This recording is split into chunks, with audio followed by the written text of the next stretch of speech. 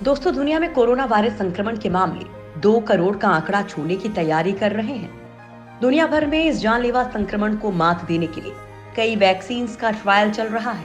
इनमें से कई वैक्सीन ऐसी हैं जो अपने ट्रायल के तीसरे दौर में है। भारत में भी 2 वैक्सीन का ट्रायल तेजी से चल रहा है। इनमें भारत बायोटेक की वैक्सीन का ट्रायल देश के 12 संस्थानों में हो रहा है, जिनमें से सबसे बड़ा ट्रायल दिल्ली के एम्स में हो रहा है।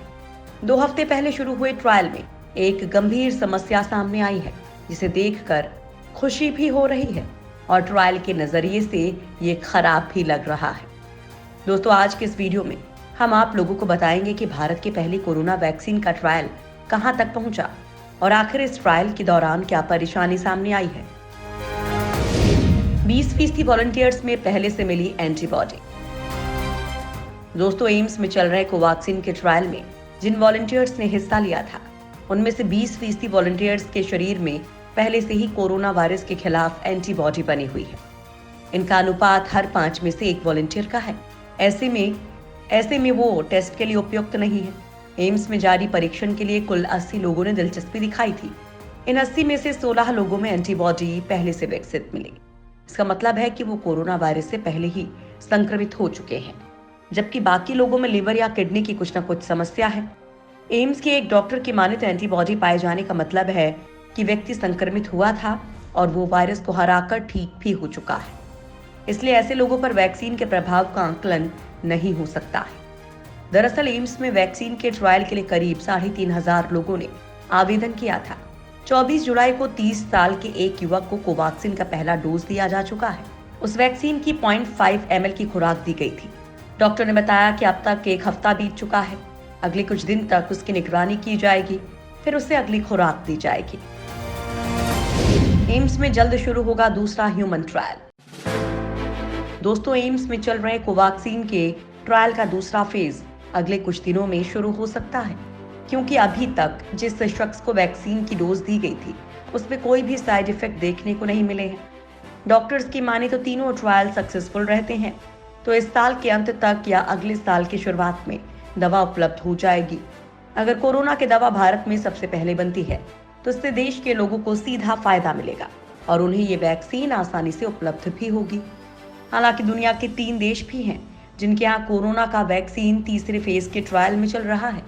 जहां तक भारत की बात करें तो यहाँ वैक्सीन को लेकर पहला ट्रायल पूरा हो चुका है और दूसरा ट्रायल अगले कुछ दिन में शुरू कर दिया जाएगा। ट्रायल के लिए फिट लोगों की जरूरत। दरअसल कोरोना वायरस की संभावित वैक्सीन कोवैक्सीन का ह्यूमन ट्रायल में शामिल होने वाले लोगों को किसी भी बीमारी से ग्रसित नहीं होना चाहिए। इस ट्रायल में 18 से 55 साल तक के वॉलंटियर को पहले से किडनी, लिवर, फेफड़े, डायबिटीज जैसी समस्या नहीं होनी चाहिए।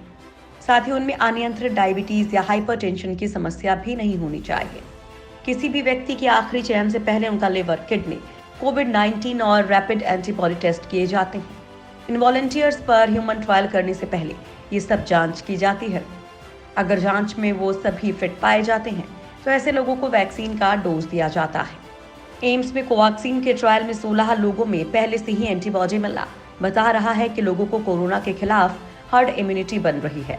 अब वैक्सीन ट्रायल के हिसाब से देखें तो लगेगा कि इसमें थोड़ी समस्या आ रही है, लेकिन इसका दूसरा पहलू ये भी है कि देश में एक बड़ी आबादी में कोरोना के खिलाफ एंटीबॉडीज विकसित हो रही हैं, वो भी बिना किसी परेशानी के। एम्स में वैक्सीन ट्रायल के लिए रजिस्टर्ड लोगों को ही देखें तो 20% लोगों में एंटीबॉडीज विकसित हो चुकी हैं। दूसरे शब्दों में कहें तो देश में कोरोना वायरस के खिलाफ हर्ड इम्यूनिटी विकसित हो रही है, जो बड़ी राहत की बात है। इससे पहले सीरो सर्वे में भी 22% से अधिक लोगों में हर्ड इम्यूनिटी विकसित होने के प्रमाण मिल चुके हैं। सफलता से 2 कदम दूर है स्वदेशी वैक्सीन। देश की पहली स्वदेशी कोवैक्सीन के ट्रायल के लिए देश के 12 संस्थानों का चयन किया गया। इन 12 संस्थानों में से Goa, Delhi AIIMS, Patna AIIMS, Rohtak PGI, Gorakhpur और भुवनेश्वर में इसका पहले फेज का ट्रायल हो चुका है। वैज्ञानिकों को बस इसके नतीजों का इंतजार है और माना जा रहा है कि पहले फेज के ट्रायल अब तक सही रहे हैं। किसी भी वॉलंटियर में वैक्सीन का कोई भी साइड इफेक्ट देखने को नहीं मिला है, जबकि दूसरे चरण में सभी 12 संस्थानों में 750 वॉलंटियर्स पर परीक्षण होगा।